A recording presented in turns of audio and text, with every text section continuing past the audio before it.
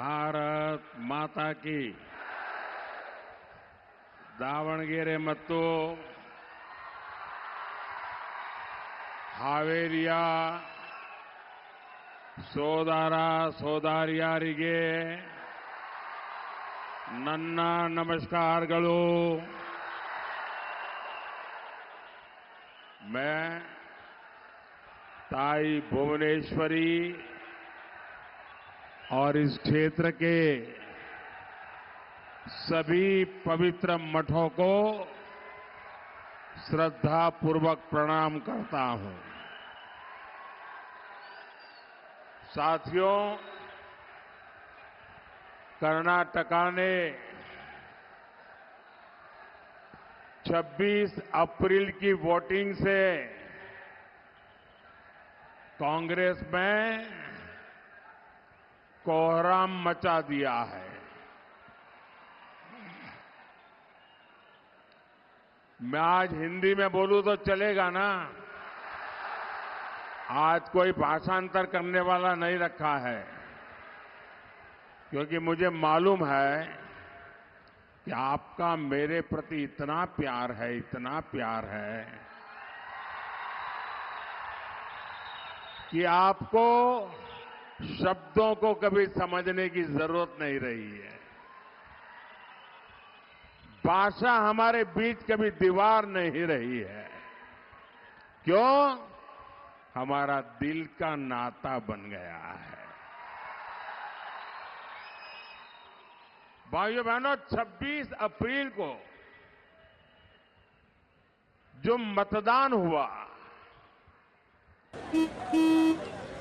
ನಡಿ ಈಗ ಶುರು ಮಾಡೋಣ। ಕೇಸರಿಯಿಂದ ಮನೋಲ್ಲಾಸ ಮನಸ್ಸು ಮತ್ತೇರಿ ಕುಣಿದಾಡಿದೆ ನೋಡು, ಮನಸ್ಸು ಮತ್ತೇರಿ ಕುಣಿದಾಡಿದೆ ನೋಡು। ಕ್ಷಣ ಕ್ಷಣವೂ ಆಚರಿಸಿ ಕೇಸರಿ ಹಬ್ಬ। ವಿಮಲ್ ಬಾಯಲ್ಲಿ ಹೇಳಿ ಕೇಸರಿ। और कर्नाटका ने, यहां की माताओं बहनों ने, यहां के फर्स्ट टाइमर वोटरों ने जो कमाल करके दिखाया है, पूरी कांग्रेस ऊपर से नीचे तक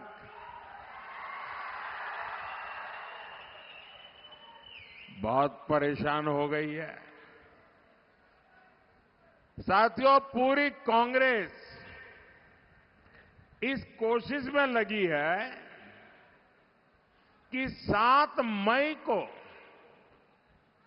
कुछ तो ऐसा हो ताकि कम से कम एक खाता तो खुल जाए।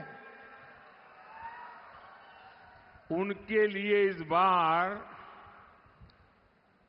दिल्ली में खाता खुलने की संभावना खत्म हो गई है, लेकिन दावणगेरे का ये विशाल जन समर्थन,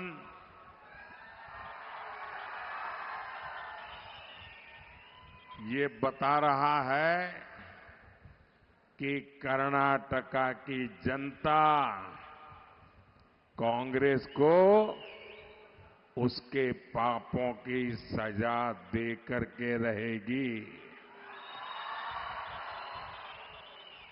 साथियों, अब वो दिन दूर नहीं जब कांग्रेस पार्टी के अलग अलग गुटों में भीतर ही भीतर जो गृह युद्ध चल रहा है, वो सड़क पर आने वाला है। सारे गुट हार का ठिकरा एक दूसरे के सिर पर फोड़ते नजर आएंगे। और इनका तो मुसीबत ऐसी है कि पहले जब भी हार जाते थे तो ईवीएम को टोपी पहना देते थे।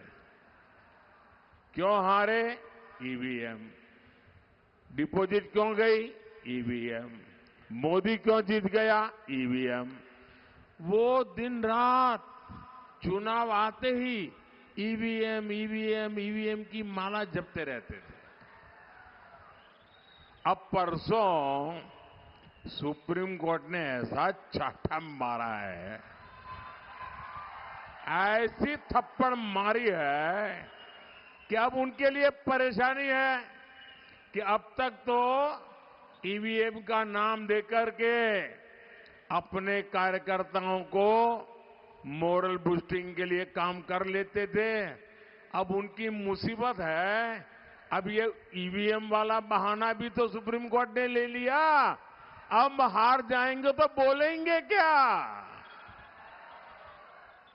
आज पूरी कांग्रेस चुनाव हार जाए तो क्या बयान देना, उसके ड्राफ्टिंग में लगी हुई है, तैयारी कर रहे हैं। साथियों, मैं कर्नाटका में जहां जहां गया हूं, मुझे तमिलनाडु के चुनाव में जाने का अवसर मिला, मुझे केरल में जाने का अवसर मिला, मैं कश्मीर से कन्याकुमारी तक हिंदुस्तान के हर कोने में गया हूं। मैं 2014 में भी जाता था, 2019 में भी आया था, लेकिन 2024 का मिजाज ही कुछ अलग है।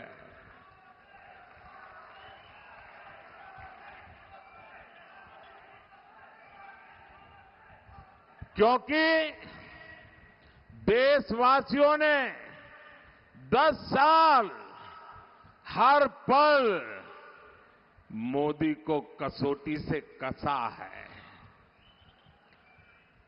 तराजू से तोला है। मोदी की वाणी, मोदी का वर्तन, मोदी का समर्पण, 10 साल से देश 280 करोड़ निगाहें हर पल मोदी को देख करके सही गलत का फैसला करते हैं। और अनुभव के बाद 10 साल की कठोर कसौटी से निकल करके आज जब मोदी आया है तो आपका जाना हुआ मोदी है, आपका परखा हुआ मोदी है और आपके लिए जिंदगी खपाने वाला मोदी है। और ये मैं आज जो 14 में नहीं देखा, जो 19 में नहीं देखा, वो 24 के चुनाव में मैं भरपूर देख रहा हूं। मेरी माताएं बहनें, ऐसा लग रहा है मोदी का एक अभेद्य रक्षा कवच बन गई है पूरे देश की माताएं बहनें।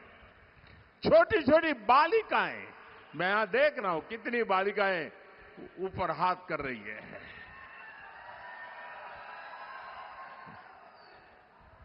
भाइयों बहनों, एक तो राजनीति कांग्रेस के अपने कारनामों के कारण पिछले 70 साल में क्षेत्र बदनाम हो चुका था। उसके बावजूद भी मोदी को इतना प्यार, इतने आशीर्वाद शायद अनेकों जन्मों का पुण्य है या परमात्मा ने मुझे भेजा है, तब जाकर के ऐसे आशीर्वाद मिलते हैं। मैं किस किस का आभार व्यक्त करूं, मेरे पास शब्द नहीं है। क्या मैं परमात्मा का आभार व्यक्त करूं? क्या मैं जनता जनार्दन का आभार व्यक्त करूं? क्या मैं गांव गरीब का आभार व्यक्त करूं? क्या मैं मेरे देश के नौजवानों का आभार व्यक्त करूं? मेरे पास आपके इस प्यार को व्यक्त करने के लिए, आभार बताने के लिए आज शब्द कम पड़ रहे हैं। सिर्फ और सिर्फ आज मेरे पास है तो एक है जिसमें शब्द नहीं है, संवेदना है, जिसमें पूरी तरह मेरा मौन समर्पण है और मेरे पास एक ही रास्ता बचा है कि देशवासियों को सदा सर्वदा सर झुका करके प्रणाम करता रहूं।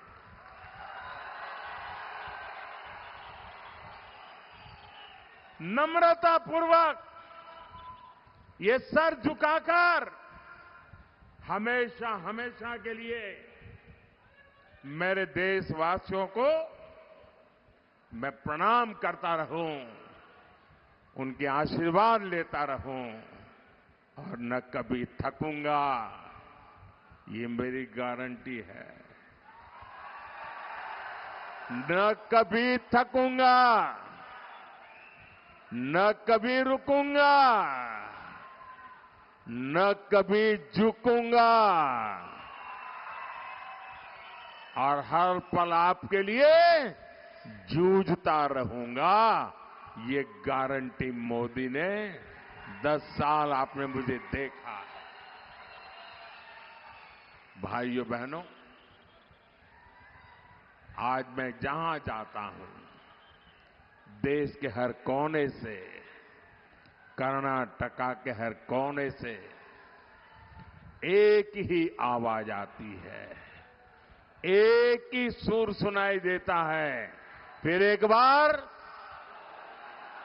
फिर एक बार, फिर एक बार